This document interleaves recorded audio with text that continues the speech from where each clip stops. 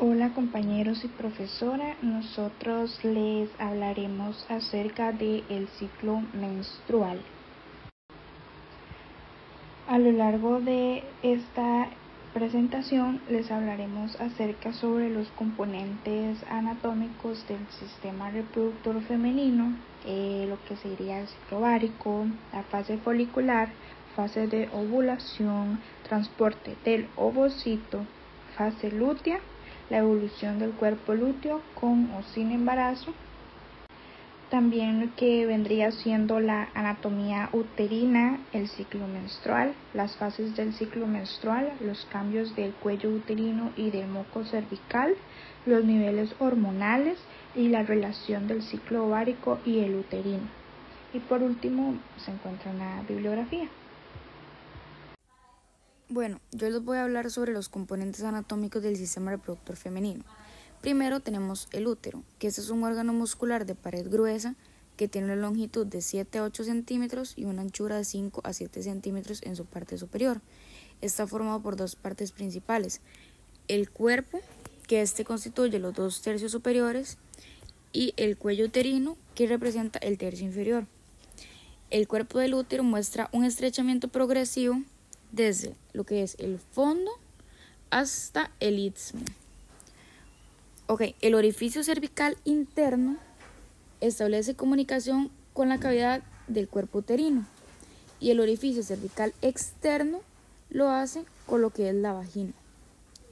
Y las paredes del cuerpo del útero están formadas por 3 capas: el perimetrio, que es la capa externa fina, el miometrio, que es la capa gruesa de músculo liso, y el endometrio, que es la capa interna fina. Luego tenemos las trompas uterinas. Estas tienen una longitud de 10 centímetros y un diámetro de 1 centímetro y se extienden lateralmente desde los cuernos del útero.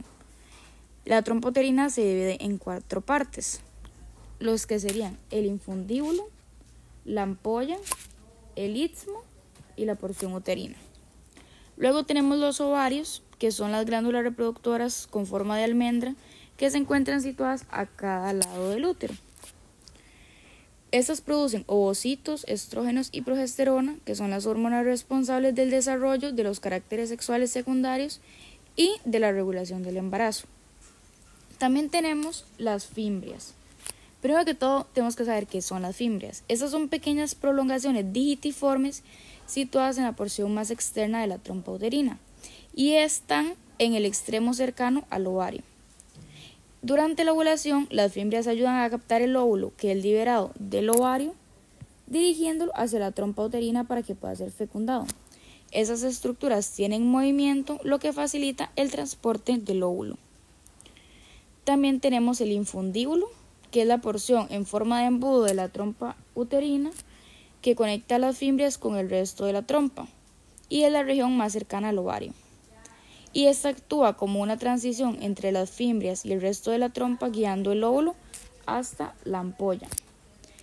Y entonces la ampolla es la porción más ancha y dilatada de la trompa uterina, que está situada entre el infundíbulo y el istmo. Y ese es el sitio donde normalmente ocurre la fecundación, o sea, el encuentro del óvulo y el espermatozoide. Y después de la fecundación, el óvulo fecundado comienza su viaje hacia el útero para su implantación. Luego, acá podemos ver una imagen de un ovario en un corte transversal, destacando el proceso de ovulación y el desarrollo de los folículos ováricos. Primero tenemos los folículos en desarrollo. Se observan varios folículos en diferentes etapas de maduración dentro del ovario. Cada folículo contiene un ovocito y está rodeado por células que lo nutren y regulan su crecimiento. Luego tenemos la ovulación, que se aprecia la liberación de un óvulo maduro desde un folículo. Y luego tenemos los folículos en involución. Primero tenemos que saber a qué se refiere con involución. La involución se refiere al proceso de degeneración de un órgano o tejido. O sea, en el contexto de los folículos ováricos, la involución ocurre cuando un folículo que no ha sido seleccionado para la ovulación deja de desarrollarse. Podemos ver en esta imagen cómo algunos folículos que no completaron su desarrollo comienzan a degenerarse. Ciclo ovárico. Es importante mencionar que tanto el ciclo ovárico como el ciclo uterino forman parte del ciclo sexual femenino, que se va a referir a todos esos cambios que experimenta el sistema reproductor femenino durante un periodo determinado de tiempo, que es por lo general entre 28 a 30 días en promedio. Se va a iniciar en la etapa de la pubertad, con lo que es la aparición de la menarquía, que es la primera menstruación en las mujeres, en un promedio de edad de los 12 a los 13 años. Se va a mantener durante toda la vida reproductiva y va a terminar con la menopausia, que es entre los 45 y los 50 años de edad. Entonces es importante mencionar que al llegar a la pubertad la mujer va a comenzar a tener ciclos regulares cada mes y que estos ciclos sexuales van a estar controlados por una estructura del cerebro muy importante que se llama hipotálamo. Esta estructura se va a encargar de liberar la hormona liberadora de gonadotropinas que va a estar sintetizada por él y que va a actuar específicamente en las células del lóbulo anterior de la glándula hipófisis, que es la adenohipófisis, que a su vez van a secretar unas hormonas que son gonadotropinas. Estas hormonas van a ser la hormona folículo estimulante y la hormona luteinizante, que van a estar controlando todos los cambios cíclicos que van a ocurrir en el ovario. Ok, entonces al inicio de cada ciclo ovárico, entre 15 y 20 folículos primarios van a recibir estimulación para crecer bajo la influencia de la hormona folículo estimulante. Y en condiciones normales, solo uno de estos folículos va a alcanzar la madurez completa. Bueno, esta imagen es una representación gráfica del ciclo ovárico. Por acá podemos ver cómo el hipotálamo está estimulando la adenohipófisis y cómo gracias a esto es que se secretan la hormona folículo estimulante y la hormona luteinizante. También podemos ver que se divide el ciclo ovárico en tres fases importantes: la fase folicular, la fase de ovulación y también la fase lútea.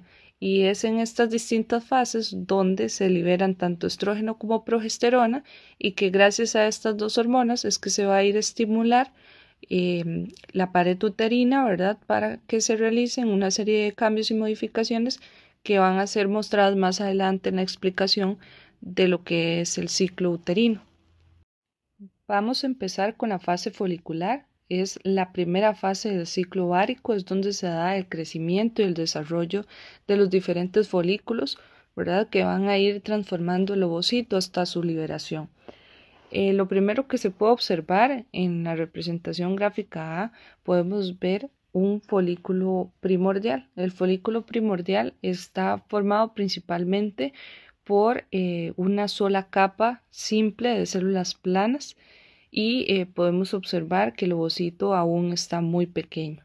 En la figura B podemos observar ya lo que sería un folículo primario o un folículo unilaminar. En este el ovocito aumenta de tamaño, las células foliculares van a ser que eran aplanadas circundantes, van a proliferar y se van a tornar en una forma cúbica. Tienen mucho más cuerpo que en la imagen anterior. Y a medida que el ovocito crece, van a secretar proteínas específicas que se van a ensamblar en una cubierta extracelular que se va a denominar zona pelúcida en el ovocito y las células foliculares. Por otro lado, en la figura C podemos observar un folículo primario avanzado o bien un folículo primario multilaminar. Acá ya podemos observar cómo hay una estratificación, es decir, ya no solamente es una capa de células, sino que son varias capas de células las que están formando el folículo y van a pasar a llamarse células de la granulosa. Acá se va a formar una teca folicular.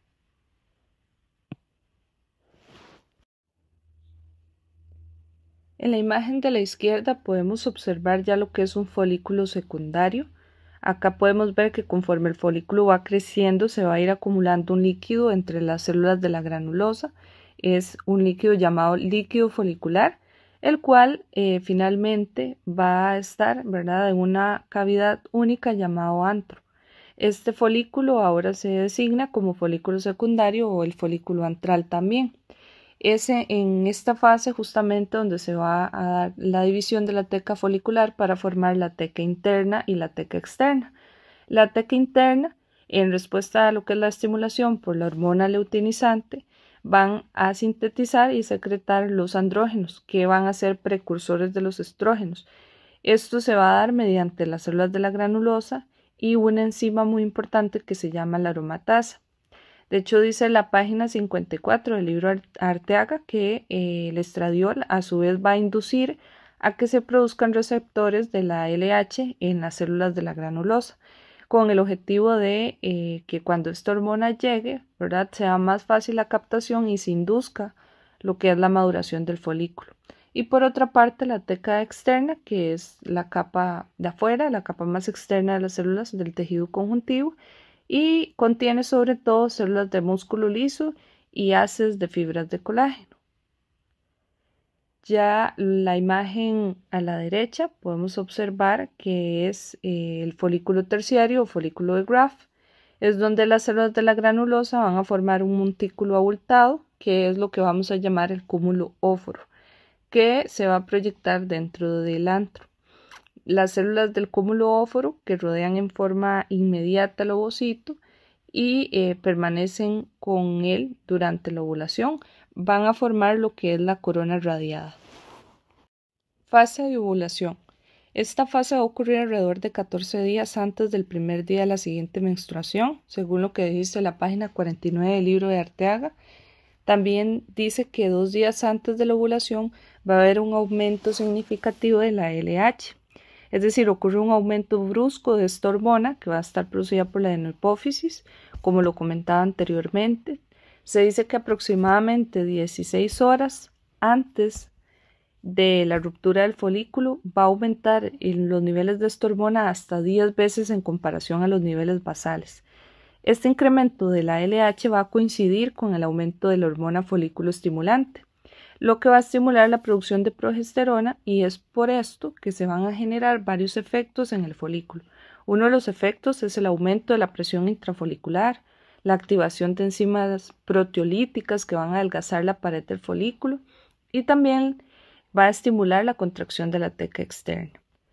Tanto la hormona luteinizante como la folículo estimulante van a provocar en algunas ocasiones una elevación muy leve de más o menos 0.5 grados centígrados en la temperatura corporal, ¿verdad? Esto es un signo de que la mujer está en ovulación, y pues también la acumulación de lo que es el líquido folicular hace que el folículo aumente de tamaño de 2 a 3 centímetros.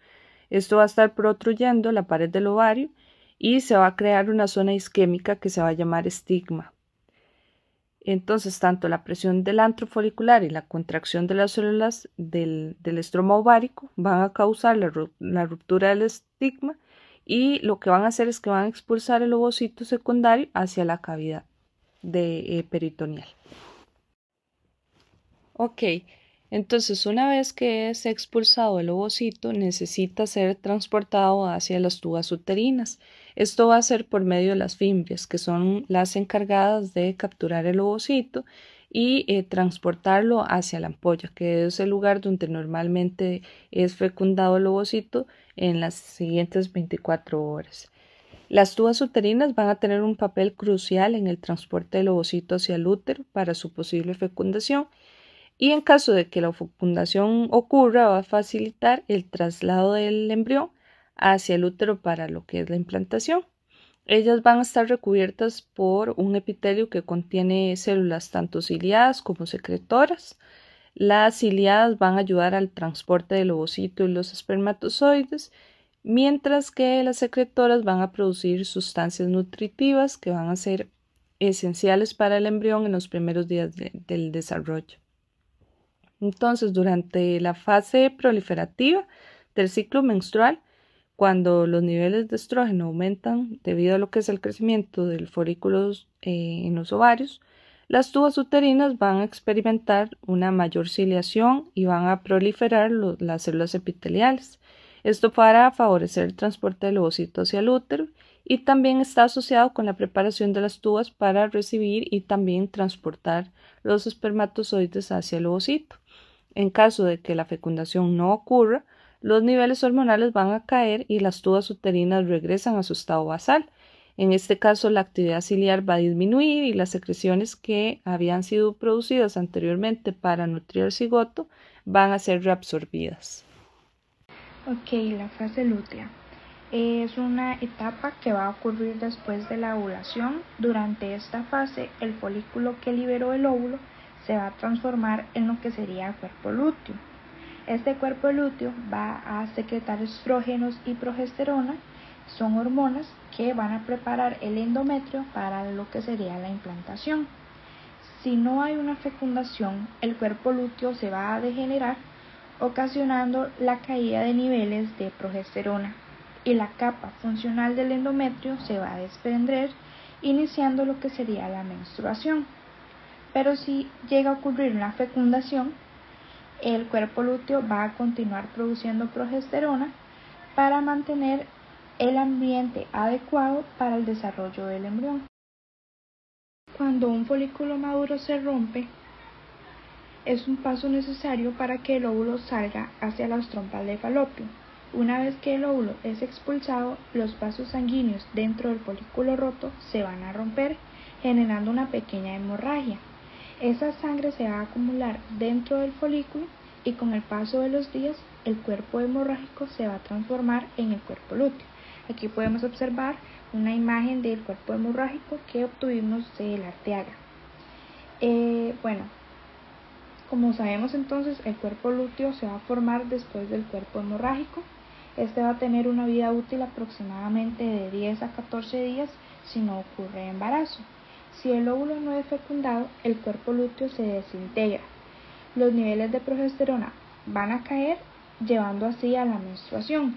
Y si el óvulo es fecundado, el cuerpo lúteo va a continuar produciendo progesterona para poder mantener el embarazo. Y aquí se puede ver la imagen que obtuvimos igual de la Arteaga. Ahora vemos lo que es la evolución del cuerpo lúteo con o sin embarazo. Ok, el cuerpo lúteo secreta estrógenos y progesterona, que cuando se elevan, HFE y HL disminuyen. Y si no hay embarazo, el cuerpo lúteo degenera y los estrógenos y la progesterona disminuyen. Por lo tanto, se produce la menstruación. Pero si hay embarazo, la gonadotropina coriónica humana permite que el cuerpo lúteo se mantenga y los estrógenos y la progesterona se mantienen elevados. Por lo tanto, no se produce la menstruación.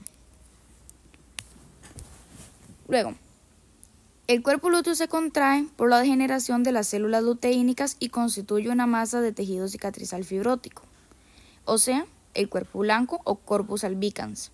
De manera simultánea, la síntesis de progesterona disminuye, lo que precipita la hemorragia menstrual. Como forma introductoria para poder comprender qué es el ciclo menstrual, les hablaré acerca de la anatomía uterina. Bueno, el útero es un órgano hueco con forma de pera invertida. Según el Lachman, este va a estar constituido por 3 capas, las cuales son el endometrio, el miometrio y el perimetrio. El endometrio va a ser la capa interna, es la que se va a desprender y regenerar cada mes. El miometrio es una capa gruesa de músculo liso que va a ayudar con el proceso del parto. Y el perimetrio es una capa peritoneal que se va a unir al miometrio. Según esa imagen que obtuvimos de la Arteaga, durante la fase secretora se van a distinguir 3 capas. Esta información que estoy dando es de el MUR. Va a haber una capa compacta que va a ser constituida por el tejido conjuntivo denso alrededor de los cuellos de las glándulas uterinas, una capa esponjosa con grandes cantidades de líquido que contienen los cuerpos dilatados de las glándulas uterinas. Las glándulas uterinas vendrían siendo estas de acá, y la capa basal que va a contener los extremos ciegos de las glándulas uterinas. La capa basal va a tener su propia vascularización y no se va a desprender durante la menstruación, pero la capa compacta y la esponjosa en conjunto van a formar lo que sería la capa funcional, que sería esta de acá, y esa va a ser entonces la que se va a desprender y va a ser expulsada durante la menstruación. ¿Qué es el ciclo menstrual entonces? Según el Arteaga, el ciclo menstrual consiste en cambios cíclicos que va a experimentar el aparato reproductor femenino durante un periodo de entre los 28 a 30 días. El Moore nos dice que este ciclo va a empezar a partir de la pubertad en la edad de entre los 10 a los 13 años, en los cuales van a participar los ovarios, el útero, las trompas uterinas, la vagina y lo que sería el hipotálamo. ¿Por qué el hipotálamo va a participar acá? Porque este va a ser el encargado de iniciar y regular todo el proceso hormonal que ocurra durante este ciclo.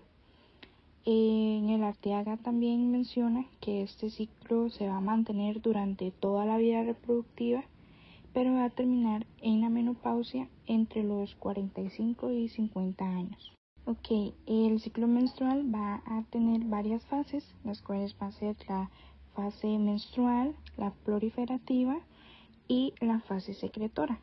La fase menstrual, según el Arteaga, se va a dar en los primeros 3 a 5 días del ciclo y va a ser causado por la disminución de los estrógenos y la progesterona que son producidos por el cuerpo lúteo en el ovario. Durante esta fase se va a desprender la capa funcional del endometrio, la cual va a pasar a través del cuello uterino hacia la vagina, iniciando así la menstruación, siendo la menstruación una mezcla de tejido endometrial, de lo que sería la capa funcional, y la sangre. Después, en la fase proliferativa, según el Arteaga, esta fase va a empezar al terminar la fase menstrual. Esta fase va a corresponder a la fase folicular del ovario y va a ser regulada por los estrógenos, que son producidos por los folículos ováricos en desarrollo. Aquí el endometrio va a proliferar y duplicar su grosor y va a regenerar lo que sería la capa funcional del endometrio. Después, en la fase secretora, según el Moore, esta fase va a tener una duración aproximadamente de 13 días, va a coincidir con la formación, la función y el crecimiento del cuerpo lúteo.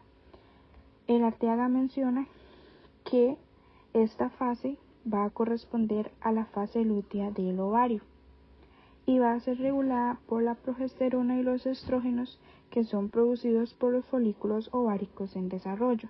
El endometrio va a aumentar su grosor por la acumulación de líquido y el crecimiento de las glándulas uterinas. Y el Lachman mencionaba también que si no hay fecundación, el endometrio se va a desprender marcando el inicio de lo que sería la fase menstrual. Pero si llega a ocurrir la fecundación, el endometrio va a facilitar lo que sería la implantación y va a contribuir con la formación de la placenta. Cambios del cuello uterino y del moco cervical. La fase proliferativa del endometrio. Los estrógenos aumentan la concentración de cloruro de sodio en el moco cervical. El cuello uterino se ensancha debido a la acción de los estrógenos y el moco cervical se vuelve filante, fluido y transparente. Esas características facilitan el paso de los espermatozoides y el moco cristaliza en un patrón de helecho al secarse. Y en la fase secretora del endometrio, la progesterona producida por el cuerpo lúteo hace que el cuello uterino se reduzca y que el moco cervical se vuelva no filante, denso y opaco. Y esas características dificultan el paso de los espermatozoides. En esta imagen del Arteaga en la página 53 podemos observar las características del cuello uterino y del moco cervical entre el día 12 y 16 del ciclo sexual femenino. Acá tenemos las diferentes hormonas que actúan durante el ciclo menstrual y sus diferentes fases. Primero tenemos la hormona folículo estimulante. Esta estimula el crecimiento de los folículos ováricos donde se encuentran los óvulos. En el gráfico podemos observar un aumento gradual al inicio del ciclo, alcanzando su pico justo antes de la ovulación. Luego tenemos el estrógeno o estradiol, que es el responsable del engrosamiento del endometrio para prepararlo para un posible embarazo. Su nivel aumenta a medida de que madura el folículo, alcanzando su pico justo antes de la ovulación. Luego está la hormona luteinizante, que esta induce la ovulación, es decir, la liberación del óvulo del ovario. Y en el gráfico podemos ver cómo ésta experimenta un aumento brusco y corto justo antes de la ovulación. Y por último tenemos lo que es la progesterona, que ésta prepara el útero para la implantación del óvulo fecundado, y si no ocurre la fecundación, sus niveles disminuyen y se produce la menstruación. Podemos ver cómo este aumenta significativamente después de la ovulación, manteniendo el endometrio engrosado, hasta que ya llega a disminuir si no existe un embarazo. Luego tenemos las fases del ciclo menstrual y sus respondientes cambios hormonales. Primero tenemos la menstruación, que acá los niveles de todas las hormonas son bajos y el endometrio se desprende causando el sangrado menstrual. Luego tenemos lo que es la fase proliferativa, que esta tiene un aumento gradual de FSH y de estrógeno. El folículo ovárico crece y madura y el endometrio comienza a engrosarse. En la ovulación tenemos un pico de LH y de estrógeno y se da la liberación del óvulo del ovario. Y por último, en la fase secretora o fase lútea, hay un aumento de progesterona por parte del cuerpo lúteo, el endometrio alcanza su máximo grosor y si no hay fecundación, el cuerpo lúteo se degenera y los niveles de progesterona disminuyen, iniciando un nuevo ciclo. Luego, acá tenemos la relación del ciclo ovárico y del ciclo uterino. La relación de estos dos ciclos es estrecha y está determinada por las hormonas estrógeno y progesterona, que influyen directamente en los cambios que ocurren en el endometrio. Primero tenemos la fase folicular, donde se da el aumento de estrógenos que estimula el engrosamiento del endometrio durante la fase proliferativa. Luego la ovulación, que es la liberación del óvulo, que marca el inicio de la fase lútea. Y luego, por último, tenemos la fase lútea. La progesterona producida por el cuerpo lúteo mantiene el endometrio engrosado y preparado para la implantación. Y si no hay fecundación, los niveles de progesterona disminuyen, lo que provoca la descamación del endometrio y el inicio de un nuevo ciclo. Muchas gracias. Y acá tenemos lo que es la referencia bibliográfica, que serían los 3 libros del curso.